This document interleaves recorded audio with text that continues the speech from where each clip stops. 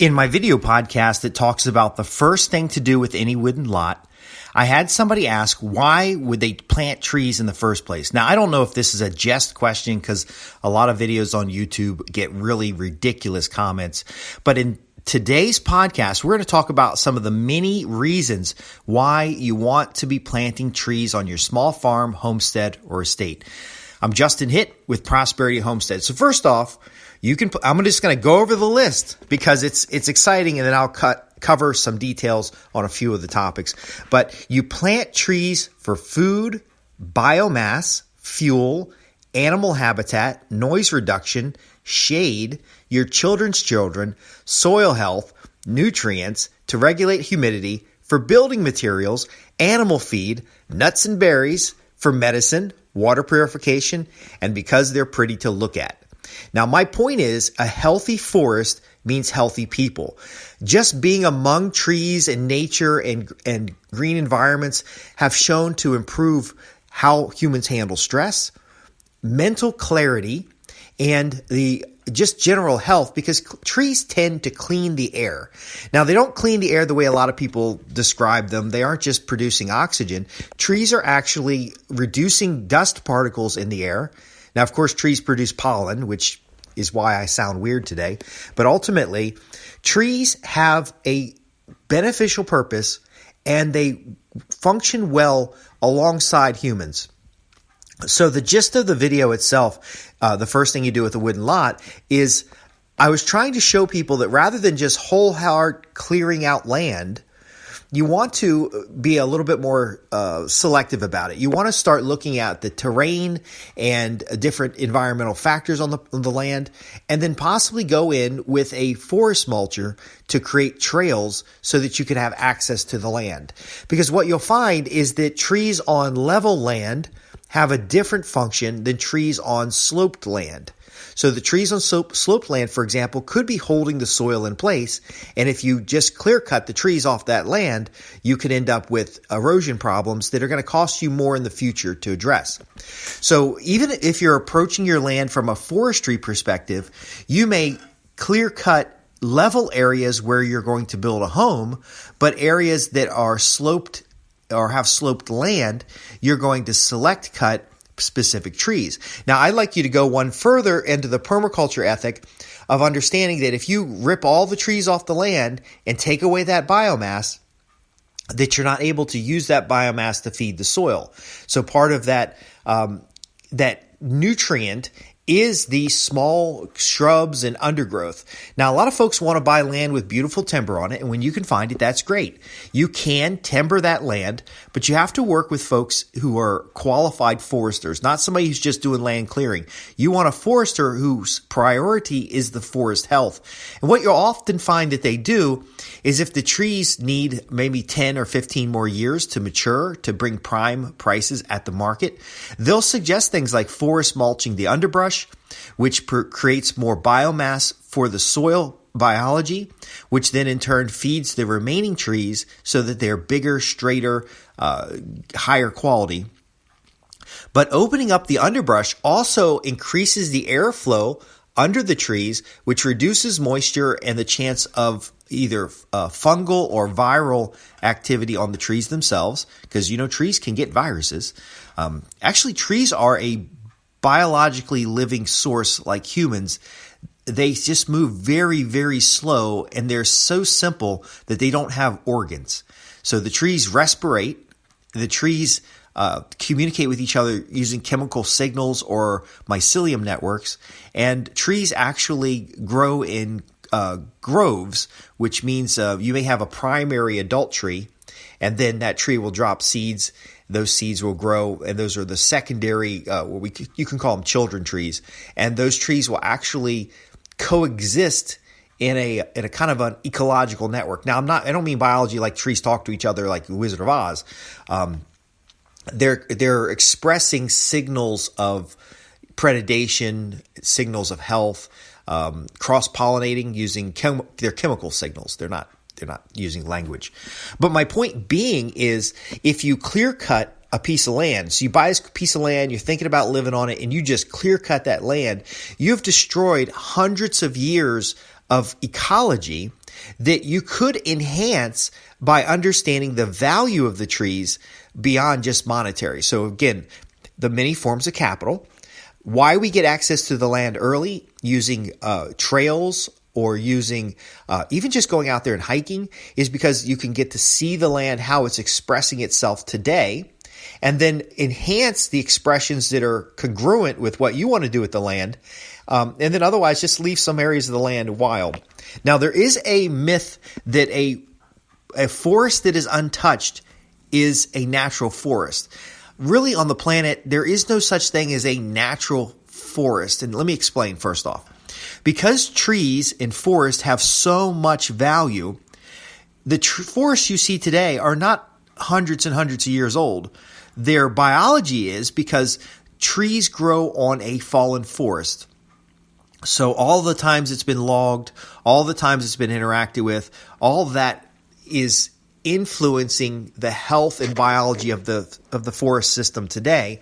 But most of the time, the trees you see near your neighborhood or you see near highways, they're only like 20 or 30 years old. They're not hundreds and hundreds of years old. The redwood forest is one of the oldest forests, and there are places where there are trees that are 400 years old or 300 years old. But if a tree health is good, it can live an indefinite amount of time. Now, one thing you have to understand, though, is that in a normal agricultural or residential environment, the older the tree gets, the more dangerous it gets, and the more likely it'll fall over. So, for example, in some of my videos where I show the land clearing around my home, many of those trees had hollow cores in them because they were 30, 40 years old, and they were in an environment that wasn't properly cultivated, and the trees had either got diseased or they just started getting so old that they started to hollow out. So pine trees, some types of oak trees, if they're not in an ideal environment, they will hollow out. Now, trees could get struck by lightning. You can have trees in a forest that have died for a variety of reasons, including some species of trees have dominated due to soil conditions or light conditions, and they actually shade out and stunt the other trees. So if you think about it this way, is trees are standing armies, and they're constantly in battle for resources. And if we can add additional resources to the environment, those trees will be healthier. But there are times where the trees conflict, shade. Some trees are allelopathic and they'll actually kill other trees. You want to be able to manage that. And we do it by thinning the woods out. We do it by select cutting large trees if you have an immature forest. We do that by measuring the density of trees or introducing new trees. So one of the things is trees as food is a lot of people have heard of what's called a food forest. So a food forest is a deliberate design where you're introducing primarily trees with food product and a fewer number of trees with timber value. So you may introduce apple trees and pawpaws and different kinds of fruiting trees. And you're doing this either in what's called a silvopasture, which could be on contour lines through a field, or you could do this in a block where such like an orchard, and you kind of have built out a grid.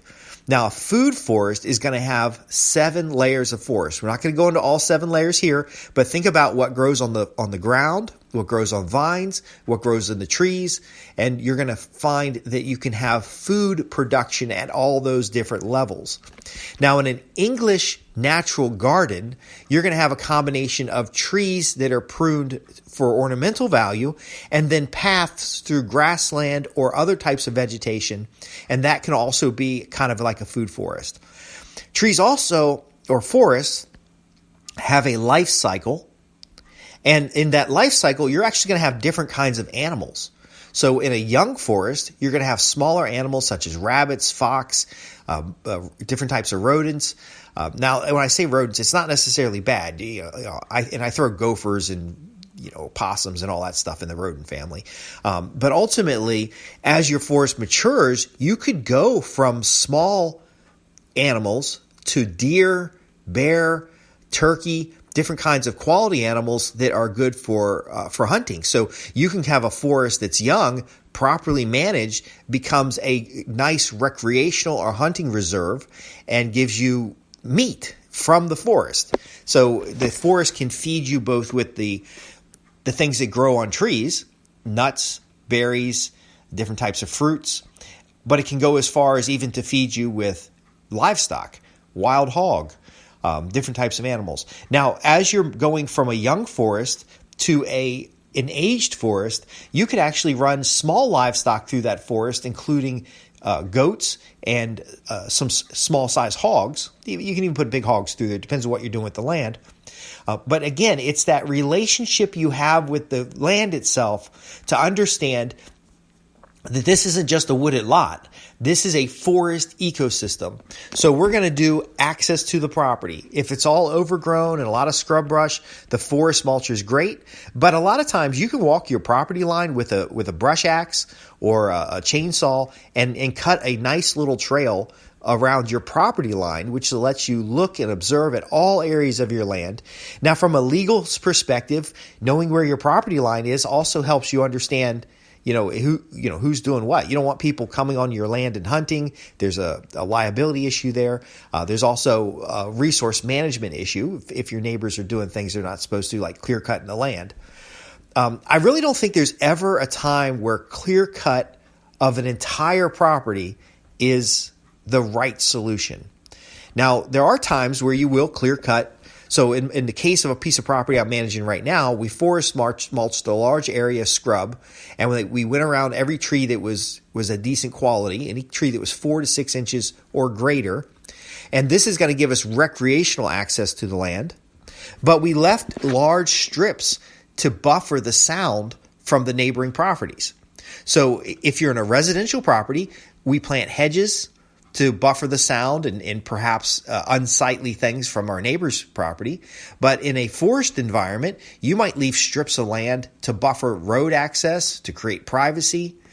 There's just so many reasons. So again, on this particular video, I talked, and I'll link to it in the description below, I talked about first things to do with wooded land, and I put it in quotes or in parentheses, before clearing the land. And it's really about getting out and seeing the forest. Now, this comment is just, why would I plant trees? Is kind of the counter of, because I described, look, under these parent trees, you're going to find different seedlings, and you can actually dig up those seedlings, nursery them, and then plant them back out on the land where it's appropriate. And an example of this is you're going to have around your home a clearing, because for fire safety, because forests do burn down, fire safety and for access and for your family's vegetable garden. But just beyond that, in your zone 2, you can actually find different types of nut trees, different types of pawpaws, forest products, and actually plant them in sections of your zone 2, your zone 3, or put them on a map so that when you're out in your zone 5, which is your forested area, you can actually enjoy these habitats. And I don't know, that this is kind of a fun fact, but you know the Amazon rainforest is not completely natural. So it's an old rainforest, but what we've been able to do with LiDAR and different types of satellite imagery is you've been able to see that there were actual indigenous migration patterns that went through the forest system, and that everywhere that they camped, they actually planted trees and seeds. Now, in hindsight, this makes a lot of sense. If you're traveling with animals or you're traveling from place to place as a migrative population, you want to make sure that that next place you go to has food, medicine, and the other resources that we described here. So if while you're camping in that area in one season, you plant trees or you plant edible food, and then you go to the next location, by the time you rotate back around to the previous location, those trees may have maturity and be able to deliver value to you. So, back in the Aztecs and Mayans and back in what we would call historic times or prehistoric times, they didn't have refrigeration. They were hunters and gatherers. So as you gathered seed, as you had food, they didn't just throw it back on the ground. Now, if they did throw it back on the ground, it would mimic what happens in nature in general. So clearing out underbrush allows more traffic for deer, and it allows more traffic for birds, and that will then propagate the seed from the plants that they're eating. So again, we are amazed at these forests, and unfortunately, some well-meaning environmentalists will say, just leave the forest alone, and then the forest becomes cluttered, it becomes crowded, it starts having low-value trees that will fall over on each other, and when a tree falls in the forest, it clears out almost an acre of land. So if there's a tree, it's 200 feet tall, 100 feet tall, and it falls over, it's killing and crushing all these other trees. So again, there is a forest management system that you can implement on your property. It doesn't matter if you have 5 acres or 500 acres. It's about gaining access. It's about understanding where water is, the slope and grade of the land. It's about understanding what kinds of trees that you have, what kinds of animals you have. And what will end up happening is the forest will mutually live with you for hundreds of years to come. You can, in a forest, for example, if you've got a wood-burning stove, you don't have to cut down any trees for that. You can go and find the trees that have been storm damaged. You can find trees that have fallen over for their own reasons. Perhaps they've been shaded out. Animals will damage the trees, and you can go through the woods and clean these things up. And what ends up happening is you end up with kind of a like the Royal Forests, where it's walkable. You can walk through the forest. There's berries. There's edges that have different kinds of fruit. There's trees that have different kind of nuts and berries, and you can just coexist with that land, providing for the land. You are one of the animals providing maintenance to the land, and you are also receiving abundance from that land. So why do we plant trees? Well, again, animal feed, nuts and berries, medicines, water purification. This is an interesting thing. So trees are like pumps. They bring up water from underground. They aspire it into the atmosphere, so they create humidity around the trees, or they also trap humidity as the moist air comes through the forest. The moisture sticks to the leaves and drips down under the trees. This water cycle, our hydration cycle, actually improves the chance of rain over and around the forests versus desertification that happens when trees are removed in mass. So if you remove the trees in mass, now you're not drawing up moisture out of the soil, you're not trapping humidity near the soil, and you're not attracting in the moisture that's getting caught on the leaves. So morning dew on grass or morning dew on trees actually is preserving that moisture in your area and hydrates. Now, how does it purify the water? Well, dust and other materials that get trapped on the leaves end up in the soil area, and then the rest will soak down into the soil to become part of a spring or a kind of a clean function. Now, again, this takes years. It takes years. But if you find a spring on your property, that is the result of it being forest. There aren't often springs out in the middle of a grass field, or definitely not in a desert. You usually need rocks, and you usually need the root systems of trees to keep that moisture in the ground. If you remove the trees, then when water evaporates out of the soil, there's nothing to stop it or to catch it and return it back to the soil. Now, it's a very, look at hydrology cycles. It's a very complex system, but trees actually impact the weather. They impact whether you're going to have a decent rainfall, and eventually whether you're going to have clean water. So even in a desert, what they would use is wadis, which is kind of you're filling in a ditch with rocks, or you're building a dam out of rocks that allows water to pass but catches nutrients. Those systems actually start forming tree systems, and then those tree systems hold the soil in place so you don't have the soil erosion, and now you're trapping water behind these rock walls, and what will end up happening is the rock walls will actually start weeping, and that weeping water is clean, fresh water. It's just how you build things up. Now, again, over and over again, I see logging companies strip the land and not address the erosion. I see property owners clear cut their land and basically just burn off all the biomass. They're not feeding the soil again. Before you hire somebody on your land, or before you start clearing stuff on your land, I would love it that you had a written plan that addresses the ecology, the soil management, the runoff. And best forestry practices actually include those things. There are systems to take the brush and turn it into what they call brush dams, and you put those in certain places so that when the soil's disturbed, you don't have the soil run off the site. Another factor, well, as I mentioned a lot of times, I've been doing a lot of videos about it because evidently people didn't know this was a thing, but the forest mulching returns all that biomass to the surface of the soil, which insulates the soil, and then as that material rots down, actually feeds the forest. Every time a tree falls down in the forest, it is feeding the remaining trees. The challenge is, though, those really big trees, those beautiful big round oak trees and stuff, it's better to take those down and turn them into lumber than it is to let them just fall and rot, because it can take 20 or 30 years for a tree to rot down. Now, again, when it falls down, it's making habitat for other animals and things, and that's fine. But rather than cutting down perfectly good trees to turn them into firewood, why not clean up the underbrush? Why not remove the snag and things that are hanging? Now, again, if you're just running a homestead, and there's nothing wrong with this, you may not want to, you may not have the resources to bring down the trees, like especially around your house. You may need to bring in a tree services company or a forester, because those large trees could fall on your house. And if they fall on your house, then that's more expensive than just simply having them selectively removed. Without going into a lot of detail, there is a rule of thumb that you don't want any trees taller than your house within an equal distance of your house. Essentially, you don't want trees tall enough to fall on your house roof. Now, if they're 12 feet tall near the house, they're also small enough that you can easily remove them as part of your management cycles.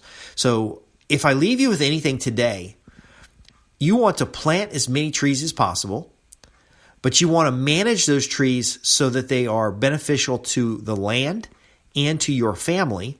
And you want to be mindful that some of the things that folks talk about out there about the trees are just nonsense. Yes, the trees are beautiful, and yes, we need to conserve environments, but the majority of populated areas would not sustain a 400-year-old tree. They simply just would not sustain trees that are significantly tall. So we manage the tree systems according to the land use, according to the proximity to habitat, human habitat, animal habitat, and according to the grade and lay of the land. I'm Justin Hitt with Prosperity Homestead.